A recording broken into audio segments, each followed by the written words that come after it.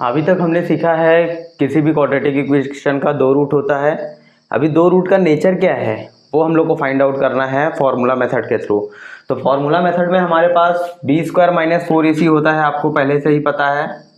इसी को डिस्क्रिमिनेंट बोला जाता है, डेल्टा से डिनोट कर सकता हूँ मैं इसको। तो बी स्क्वायर माइनस 4ac की वैल्यू हम लोग निकालेंगे और वहाँ से हमको पता चल जाएगा कि हमारा जो रूट का नेचर है, यानी कि जो हमारा रूट आने वाला है कोई भी क्वाड्रेटिक इक्वेशन समझ लो ax square plus B X plus C is equal to 0 एक क्वाड्रेटिक इक्वेशन है। इस क्वाड्रेटिक इक्वेशन का रूट का नेचर क्या होगा, यानी कि जो दो रूट निकलेंगे उन दोनों रूट का नेचर कैसा होगा वो हम लोग को फाइंड है। नेचर का क्या मतलब होता है, वो रियल नंबर है कि इमेजिनरी नंबर है कि रियल एंड इक्वल है कि रियल एंड नॉट इक्वल है।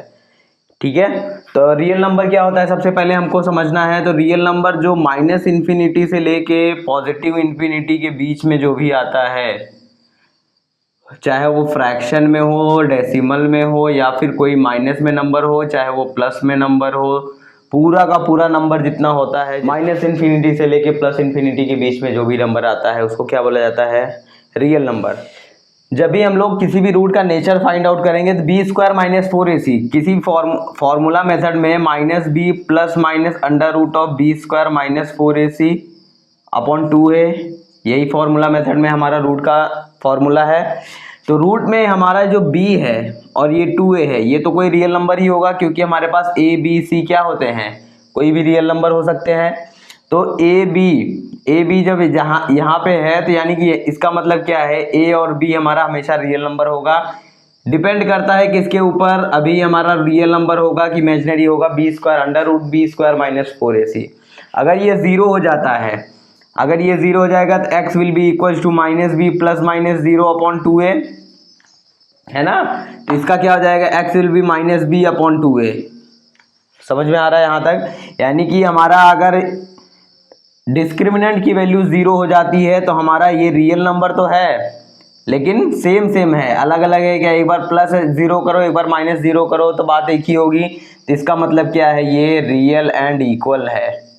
रूट का नेचर क्या आएगा इसका, रियल एंड इक्वल। इक्वल क्यों बोला मैंने, क्योंकि माइनस बी अपॉन 2a ही है। प्लस एक बार प्लस 0 करूंगा एक बार माइनस 0 करूंगा तो चाहे 0 को ऐड करो या फिर सब्ट्रैक्ट करो कोई फर्क पड़ता नहीं है, इसीलिए हमारा पे क्या रहेगा, रियल एंड इक्वल आएगा। अभी बी स्क्वायर माइनस 4ac की वैल्यू अगर 0 से ज़्यादा हो जाती है, 0 से ज़्यादा यानी कि पॉजिटिव नंबर, तो पॉजिटिव नंबर जब भी रहेगा, यानी कि यहीं पे मैं देख लेता हूँ, पॉजिटिव नंबर जब रहेगा तो माइनस बी प्लस माइनस कुछ तो नंबर रहेगा अपॉन में 2a रहेगा। पॉजिटिव नंबर जब भी रूट के अंदर रहता है तो वो हमेशा एक रियल नंबर देता है वापस में, तो एक रियल नंबर होगा तो क्या हो जाएगा, रियल तो है लेकिन ये प्लस माइनस यहाँ पे 0.1 0.01 0.02 कुछ भी आ सकता है। लेकिन अगर एक बार प्लस करोगे एक बार माइनस करोगे तो रियल तो आएगा लेकिन अनइक्वल आएगा। क्या आएगा, वो नंबर तो रियल है लेकिन एक बार ऐड किया है 0.01, यानी कि ये डिस्क्रिमिनेंट को एक बार ऐड करोगे डिस्क्रिमिनेंट को एक बार सब्ट्रैक्ट करोगे तो ये दोनों सेम वैल्यू नहीं आएगी, तो इसीलिए क्या हो जाएगा, रियल एंड अनइक्वल। अभी रियल नंबर नहीं, क्या नहीं होता है, क्या रियल नंबर नहीं होता है, जब कॉम्प्लेक्स नंबर आ जाता है। तो अगर अंडर रूट में बी स्क्वायर माइनस 4ac जो है ये 0 से कम हो जाता है, यानी कि निगेटिव नंबर हो जाता है, समझ लो निगेटिव आ गया, निगेटिव में 1। तो जब भी किसी भी स्क्वायर रूट के अंदर निगेटिव में 1 आता है तो इसकी वैल्यू होती है आई, इसी को बोला जाता है इमेजिनरी नंबर, इसी को बोला जाता है कॉम्प्लेक्स नंबर। तो ये आप आगे सीखोगे कि इमेजिनरी नंबर क्या होता है, कॉम्प्लेक्स नंबर कैसे ये आई आता है, आई स्क्वायर क्या होता है, ये आप जैसे जैसे आगे जाओगे आप लोग को समझ में आएगा। इतना ध्यान दो कि रूट के अंदर, स्क्वायर रूट के अंदर अगर कोई निगेटिव टर्म आता है तो वो इमेजिनरी नंबर होता है, वो रियल नंबर नहीं होता है। समझ में आ गया।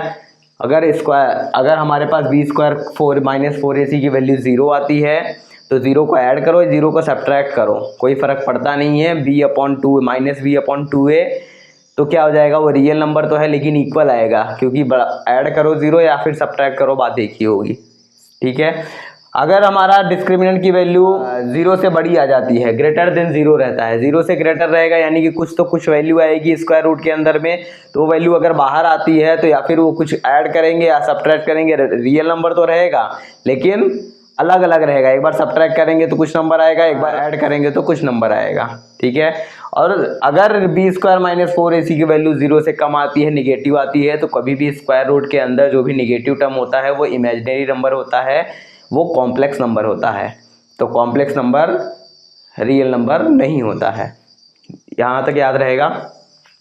अभी नेक्स्ट एक दूसरा कॉन्सेप्ट सीख लेते हैं, उसके बाद हम लोग अपने प्रॉब्लम की तरफ बढ़ेंगे। प्रॉब्लम हमारे पास जैसे जैसे आएगा हम लोग को समझ में आते जाएगा कि रियल है। हम अभी कोई भी क्वाड्रेटिक इक्वेशन को सॉल्व करते हैं, हमारे पास दो रूट आते हैं। अगर एक रूट को मैं अल्फा ले लेता हूँ और दूसरे रूट को ले लेता हूँ क्या, बीटा। एक अल्फा ले लेता हूँ, समझ लो 2 आया है, दूसरा आया बीटा 3। अल्फा और बीटा यानी कि अल्फा बीटा क्यों लिया मैंने, एक्स और वाई लेने से अच्छा है मैं एक्स वाई क्योंकि वेरिएबल में आ जाता है, इसलिए अल्फा बीटा लिया हुआ है यहाँ पे। एक आता है अल्फा, एक होता है बीटा, समझ लो। समझने के लिए मैं बता रहा हूँ कि अगर दोनों रूट में से कोई भी रूट जो रहेगा, एक को मैं एज्यूम कर लेता हूँ अल्फा और एक को एज्यूम कर लेता हूँ बीटा, तो अब ये देखा गया है कि अल्फा प्लस बीटा यानी कि दोनों रूट का अगर सम करता हूँ मैं तो वो आता है -b/a। ये भी मैं अभी सॉल्व करके दिखाऊंगा कैसे -b/a आ रहा है। और अगर अल्फा मल्टीप्लाई बाय बीटा करते हैं हम लोग तो आता है आंसर में c/a। अभी ये -b/a कैसे आया प्लस और c/a कैसे आया वो समझ लेते हैं हम लोग। समझ लो एक दिया है 2y² + 27y + 13 = 0। एक इक्वेशन दिया हुआ है, इसको सॉल्व करने के लिए हम लोग क्या करेंगे, फैक्टराइजेशन मेथड यूज़ करेंगे। फैक्टराइजेशन मेथड में मल्टीप्लाई करने पे 26 और ऐड करने पे 27 होना चाहिए। तो मेरे पास आ गया है 2y² + 26 × 1 होता है 26, 26 + 1 27 होता है ना। + 13 = 0। यहाँ से मैं 2y कॉमन लेता हूँ, y + 13 मिलेगा यहाँ पे, +1 कॉमन लेता हूँ, y + 13 मिलेगा, है ना। तो 2y + 1 = 0 आएगा या फिर y + 13 = 0 आएगा। तो y की वैल्यू आएगी -1/2 और y की वैल्यू आएगी -13। तो जैसे ही मैं इसको सॉल्व करता हूँ, यहाँ पे देखता हूँ दो, अब मेरे पास एक को अल्फा मान लेता हूँ, एक को बीटा। तो अल्फा प्लस बीटा अगर मैं करता हूँ तो मेरे पास -1/2 -13 आएगा।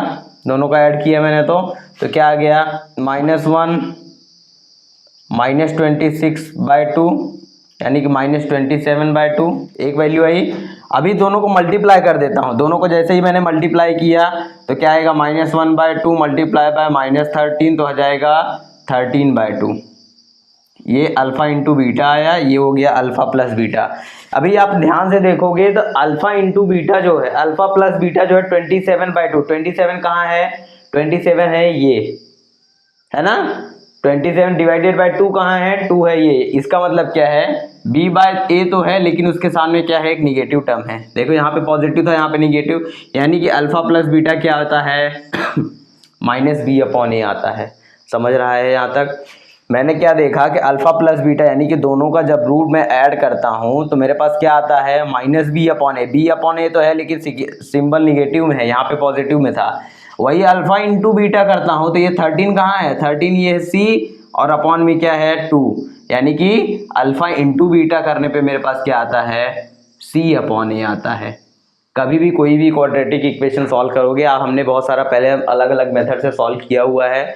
आप देखोगे कि जब भी इक्वेशन दोनों रूट को ऐड करते हो, अल्फा प्लस बीटा को ऐड करोगे तो -b/a ही आएगा, अल्फा इंटू बीटा करोगे तो c/a ही आएगा। इतना आप समझ के रखो कि b² - 4ac या फिर डिस्क्रिमिनेंट की वैल्यू के ऊपर कैसे हमारा रूट का नेचर क्या क्या होता है। 3 नेचर होते हैं, एक होता है रियल एंड इक्वल, दूसरा होता है रियल एंड नॉट इक्वल और तीसरा होता है इमेजिनरी यानी कि नॉट रियल नंबर। और दूसरा हमने आज क्या सीखा है, अगर तो किसी भी क्वाड्रेटिक इक्वेशन के जो दो हमारे पास रूट आते हैं, उन रूट को अगर मैं कभी भी सम करता हूं तो वो हमेशा -b/a आता है, और उन दोनों रूट को अगर मैं मल्टीप्लाई करता हूं तो हमेशा c/a आता है। इतना ध्यान में रहेगा। कैसे आया है वो भी मैंने बता दिया है। डिस्क्रिमिनेंट की वैल्यू के ऊपर कैसे नेचर चेंज हो रहा है वो भी मैंने बता दिया है। नेक्स्ट लेक्चर में हम इसका प्रॉब्लम सॉल्व करेंगे। जैसे ही प्रॉब्लम सॉल्व करेंगे आप लोग को क्लिक होते जाएगा थोड़ा सा, ठीक है।